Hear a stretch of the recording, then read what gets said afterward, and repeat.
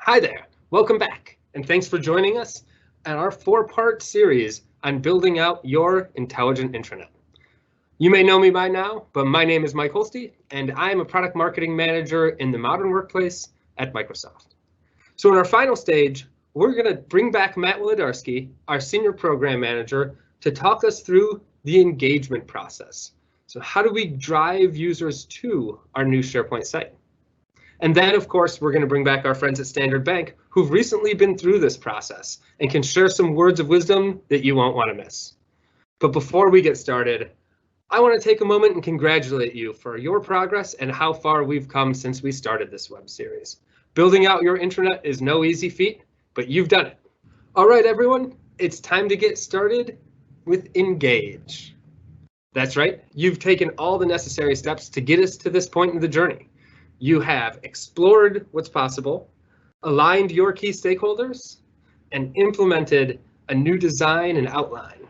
So now we're going to focus on how you engage your users. And today you'll walk away with tactics and strategies to help you adopt your company intranet, show the impact of your intranet insights, and evolve your intranet over time. So let's welcome back Matt, our senior program manager, who's going to help us out today. Welcome back, Matt. How are you? Doing well, Michael. Thanks. And once again, my name is Matt. I'm a program manager within the OneDrive and SharePoint customer engineering organization here at Microsoft. So we've all heard that old adage, if you build it, they will come. Well, sadly, this is just not true for an intranet. I think all of you that are listening really can appreciate why it's so important to invest in driving adoption and engagement of your intranet, but you might have a manager or other stakeholders that you need to convince. And so I wanted to share with you how I typically talk about why adoption is so important and doing specific activity and making investments to drive that of your intranet or any technology project for that matter. So here's how I like to level set. It's human nature for us all to be resistant to change. It's no different with technology.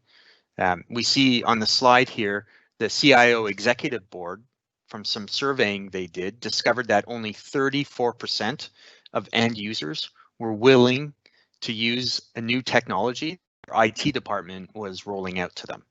Now, this isn't intranet specific, it's not SharePoint specific, this is any new technology. There's just this built-in resistance that people have to change. And so when it comes to rolling out any new technology, we have to be planful about specific activities and investments that we're going to make to drive adoption of our intranet. And we just can't ignore the people side of this change. All right, so let's get tactical and talk about two specific activities, reach and stickiness, that you can use to drive engagement and adoption of your intranet. To begin with, there are a number of different ways that you can extend the reach and get more eyeballs looking at your intranet, and it includes things like SharePoint News to post announcements, SharePoint home sites, and then bringing your intranet to Microsoft Teams. And I want to spend some time talking about each of these in a little bit more detail. So let's start with SharePoint News. And you saw earlier with some of the demos that Debjani had shared, it's a rich authoring canvas where you can create these really compelling news pages, and then behind the scenes with the news distribution service of SharePoint, you can make sure that you reach your end users, your audience, across a number of different devices and wherever they may be working from, essentially. And so SharePoint News becomes a great vehicle for announcing the launch of your intranet. And so definitely I would recommend including that in your set of reach tactics. Secondly is you'll want to make your landing page a home site. As we learned earlier, by doing this, by making landing page a home site, your intranet becomes much more accessible from by your end users. In fact, it's done in two specific ways. From the dedicated home button, end users within their mobile app will be able to, with one touch, access your intranet. For people who are working at their desktop in one of the web apps, maybe doing their Outlook mail, the intranet will always be one click away as well. So across the Office 365 suite of apps, the intranet will be very easily accessible. And then finally, as more and more people work within Microsoft Teams, you'll want to bring your intranet into Teams. So it's in the flow where they're spending the majority of their work time. Having the intranet as one of the tabs in Teams makes it very, very easy for them to access, and you don't have to get them to switch contexts to go view the intranet. All right, so now that we've spoken about some of the reach tactics you can use to drive adoption, let's transition and talk about what can be done to make your site more sticky so that you've got new users returning on a regular basis. And the single most powerful way of making your site more sticky is simply making it social by enabling people to have conversations around what they're finding on the intranet. A page or a news article will just give them reason to keep coming back, and it also can help make some of that content quite viral. And so to make your site social, it's very easy. You need to drop the Yammer web part and connect the Yammer community that you'd like to feature on your intranet landing page. And from there, without having to switch context, your users can engage directly off of your intranet into that conversation. So we've been talking about a lot of different tactics to drive engagement and adoption of your intranet. And the good news is we have a number of different templates that you can use that are accessible on this site to build your own adoption plan or your own adoption timeline. And so I wanted to just spend a moment walking you through each of those artifacts so that you can use them yourself. So let's take a look at that. So the first resource that we're going to take a look at here is a SharePoint adoption plan template. And as you open it up, you'll find that there are two main sections, one about awareness, and the second is around training. And I'm just going to walk through this fairly quickly and just highlight some of the key pieces of content that you're going to find here. So for example, we've put together this awareness plan of different activities that you can do pre-launch, at launch, and post-launch. You want to take some time to familiarize yourself with some of those activities. We've got a number of different templates that you can use as part of your launch effort, including email templates for a teaser campaign. We've got posters, news templates, a whole tips campaign. So lots of good stuff that you can just edit and slap your own logo on, and then you've got something that you can send out to your users. So there's a set of go-dos with pointers to where you can find the resources to do these things. So for example, the first go-do that you should be thinking about for your awareness campaign is to plan the campaign itself. And in fact, we've got a template that can help you with that. So take a look at those and use the resources to go do those recommended steps as part of your awareness campaign. Now, the next section is training, and very similar to what you saw with the awareness campaign.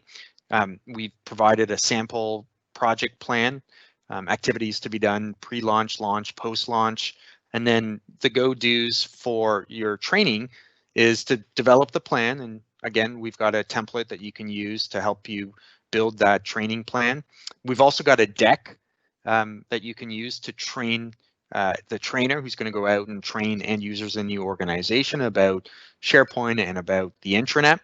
And then finally, there are some training resources, including Microsoft 365 Learning Pathways, which is an open source training solution built on SharePoint that you can easily deploy in your tenant environment and send your end users to go and get trained on how to use the different apps and services of not just SharePoint, but other components of Office 365. And then I'll leave you to find some of the other quick start guides and other resources that are listed. But that's what you're going to find in the adoption plan. There are some next steps. I do want to call your attention to building the project plan, because that in fact is the last resource that we're going to be taking a look at that I do recommend you use for your adoption planning. And so we try to make it as easy as possible, plug and play, for you to build an adoption plan. So there's a set of common activities spread out across the weeks leading up to the launch, at launch, and post-launch. You can obviously come in here and add, edit, delete. Some of these things won't make sense for your organization, or certain things might be missing, and then you can assign an owner, a due date, and keep status. And so definitely from a project planning perspective, this is a pretty comprehensive adoption plan that I think will help give you a really quick start in putting your adoption plan together for your rollout. With that, I hope you'll find that we're giving you the resources to be successful in driving engagement and adoption of your intranet. So good luck with your adoption planning efforts. And now we're going to listen in on Jenine and Ian from Standard Bank, who are going to share with us some of the best practices and learnings they had from their own engage phase. Jenine and Ian, thanks for joining us again. Hi, I'm Jenine de Klerk, and I am part of the group marketing and communication space. I specifically look after the group digital platforms, both internal and external. So for our clients and potential clients, as well as our internal staff for all things intranet. Thanks, Matt. Thanks, Jenine. Hi, I'm Ian. I'm part of the Standard Bank technology team. I specifically focus on the digital workplace and the employee experience, largely leveraging Microsoft technologies. Thanks, Ian, and welcome again. So far we've been talking about how you got started in this intelligent intranet journey, the challenges that you faced along the way, how you aligned with your stakeholders, the design process you went through, how you built and implemented. So now we're at the stage where the culmination of all this work allows you to kind of reveal to your employees and to the organization this great intranet that you've built. I'd like to hear from you how you went about measuring the impact of this intranet within your organization. Jenine, do you want to share a little bit about that? So there's obviously general usage reporting that we have on our sites or on the complete environment. So return visits, etc. So your general, what we call vanity stats.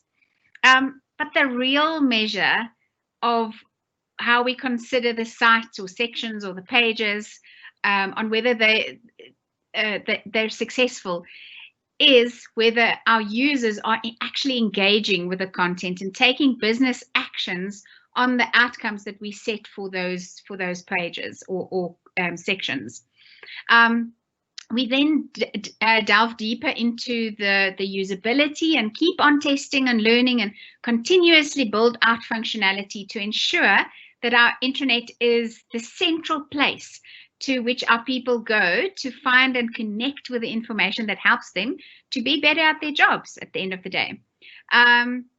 So what we look at is the impact on business areas and how areas leverage the platform as the primary vehicle for employee communication, as opposed to legacy via email, for instance, legacy systems that's being used. So email, our employees are complaining of email fatigue, for instance.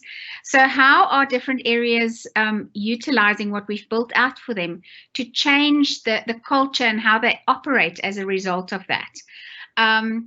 Obviously, some areas are better at adopting the platforms and functionality that's built out for them than others. You have to look at areas' readiness and you define that through a process of engaging with them and onboarding them and change management processes and so on. So I've got an example. Our finance department are actually quite remarkable in terms of how they've adopted and started utilizing their space that we've built out for them specifically. And they've almost completely gone off sharing through emails, and they now utilize the notifications section and the content central space through articles and publishing and all the banner environments and the integration of Yammer onto their environments and so on. They've just taken it and run with it, whereas there's other areas that shall remain unnamed that are really struggling with adoption and getting their staff bases or their staff bases to really own and take on this change in culture and so on. And that, I guess, is the real crux of how you measure an intranet, is how it is changing the way areas within the organization operate. Thanks, Jenine. And it sounds like your kids are having a lot of fun in the background. So obviously, as you're going through this process of measuring, you're learning a lot. You're learning how people are using the site. You're learning what might be missing. One of the best practices that I've seen in taking this insight is actually using that to enhance and evolve the intranet. And you and I have spoken in the past about how your intranet is an evolving thing. It's not, a one-time project that you walk away with at the end. So I'd love to hear how you went about taking those insights from the measurement that you were doing to iterate and enhance your intranet. Yes, Matt. So our delivery methodology is agile. It's actually a little bit of Wagile. I'm going to write a book about it. A little bit of waterfall and a lot of agile tried in there. But yeah, it does mean that we are continuously tweaking existing as well as building out new functionality to answer to what we learn and we do it in a modular way. So as we evolve and as we start building out new functionality or components, etc., we do learn. And even if we started through the UX process and learned that our staff wanted X, for instance, once they have it and they use it, there's often a different result. So it answers to their needs, but it either grows or evolves, etc. So yeah, we do that. And then doing it, building out and constantly evolving and tweaking and building out in a modular way, that this ensures that there's scalability through a central repository of components that can be added to all our platforms as and when relevant. So Matt, we're a very small team, and we've breathed in and breathed out in terms of resources. We made up not only of permanently employed teams, but also vendor resources, as well as people from other departments such as IT that's 100% dedicated to my space to help deliver on the intranet. So because we're a smallish team, we have to pull the items off our backlog that will have the most impact and solve for the most dire needs first. So it's the small wins that'll have the biggest and longest impact and solution outcomes and outputs. So this makes it even more important to solve once for many. And we're playing the long game here, solving through small steps now for the long-term value. We often laugh in our team and say this is job for life. We've got a job for life, because as we learn and as there's more technology being released from Microsoft and all over the place, and as we learn, there's just always more and more and more and more being asked of us from the organization as well, as we release to their needs. More and more people are coming to us and asking for us to assist and help them. Thanks, Jenine. It definitely sounds like you and your team rose to the challenge. So today we've spoken a lot about measurement. I'd like to turn and now talk about adoption. And Ian, if I could bring you into that conversation, it would be great to hear some of the tactics that you use to drive end user engagement and adoption of your intranet.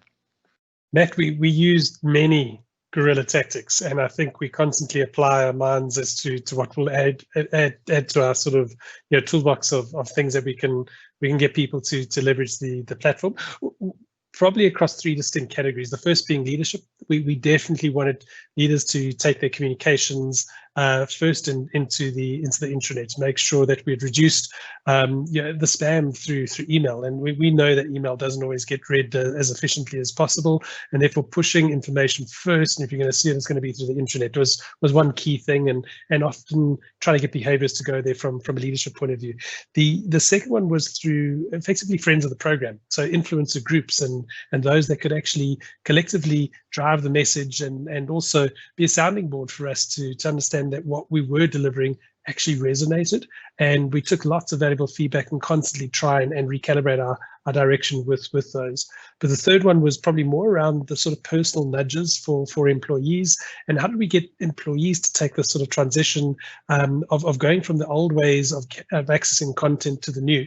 And we did it in different ways, and as I say, guerrilla tactics such as site takeovers. We had this site landing page that says you can choose to go to the old one with a very small route to go there, or you can try the latest and greatest in terms of this new platform. And we definitely got guys encouraged to go that way. And there was a point in time when we ultimately switched off. It really wasn't hard because that transition had been made, and we kept on encouraging people to kind of look at the new cool intranet, and that seemed to have worked for us. So I think the key thing here was using a multifaceted approach, and what worked for us may not work in other organizations, but just try and look at it from the layers of from the top, from the bottom, and in the ecosystem where people actually operate, and across those dimensions, we found that worked. Well, thanks, Ian. And I think the fact that you took a multifaceted approach to adoption is something that any organization should really include as part of their toolbox of driving adoption. We've covered a lot over the course of the last 4 episodes. You've shared a lot of insight. I was wondering, just to kind of wrap things up and have you impart your wisdom on one piece of advice that you would pass to those that are listening and are just getting started with their intranet. And Ian, we can start with yourself. Matt, probably the single piece of advice I'd offer is don't be afraid to get rid of stuff. Use this mechanism as a vehicle to spring clean. Data has finite value over a lifespan, and taking old into the new adds very little value. So if there's one piece of advice, be quite tough and brutal on what you choose to bring into your new landscape. That would be it. And all the best for your journey. We wish you well. Certainly, Ian. Digital hoarding is just as bad as physical hoarding. Jenine, how about yourself? What would be that one piece of advice that you'd impart with our listeners who are tuning in today? Matt, so I would say be kind to yourself and your team.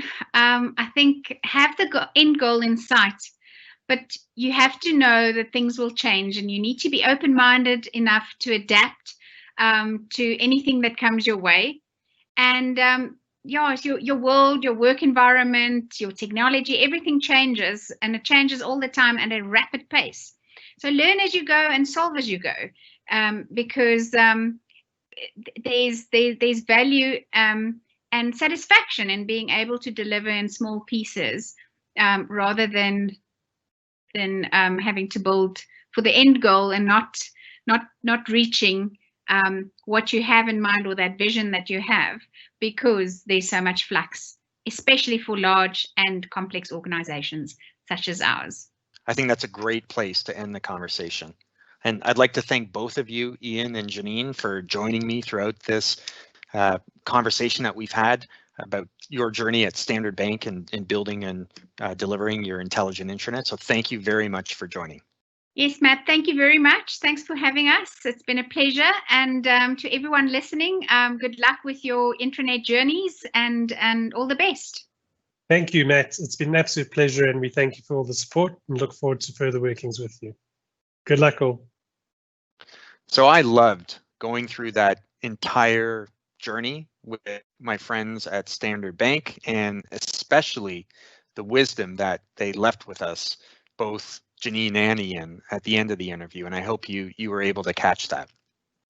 They talked a lot, obviously, about reporting. That's very, very important in terms of proving out the impact that your intranet is having, as well as finding areas that you can improve upon. It's this ongoing iteration that Jenine spoke to. So I wanted to just quickly point out to you some of the available usage reporting that you can use as well. And the first set of reports are out-of-the-box SharePoint activity and usage reports. Those you'll find in the admin center. They're pretty basic and straightforward. There is also a site usage report that will be available for your intranet landing site or any of the other sites that make up your overall intranet. So definitely use those. They'll give you some good basic insight. But to take it to the next level, there is a Microsoft 365 usage analytics pack that is powered by Power BI, and it gives you additional flexibility to visualize this usage data, to analyze it in different cuts, as well as to create your own custom reports. What I like about it in particular is I can bring in departmental, regional information stored in Active Directory, where I can see what parts of the organization are using the intranet or using the service and which ones aren't. And that's really helpful to inform my internal marketing activities. That will tell me where I need to focus my efforts. So I would encourage you to check out those reports so you can see the URLs on the screen. Thanks for listening in today. And now I'd like to send it back to Mike for some final thoughts. Take care. Thank you, Matt. And a huge thank you as well to Ian and Jenine from Standard Bank, who've been so awesome about sharing their intranet journey publicly so that we could all learn from it. But now we have some action items for you. First, we want to determine what you will be measuring for success, and then how you'll be measuring that. So it's been wonderful to have you all along this journey with us. These 4 stages have been a lot of fun for me. I hope it's been fun and informative for you, but it doesn't stop here. We have countless resources to help and support you along your journey. We have a new dedicated portal. We have social media and tech community forums where you can ask Microsoft professionals, as well as the MVP community and the rest of the SharePoint and Microsoft 365 community, your questions, get help, learn best practices and tips. And we have a ton of new dedicated downloads and webinars and resources to help your organization every step of the way. It's been a blast. Thank you. Hope to see you soon.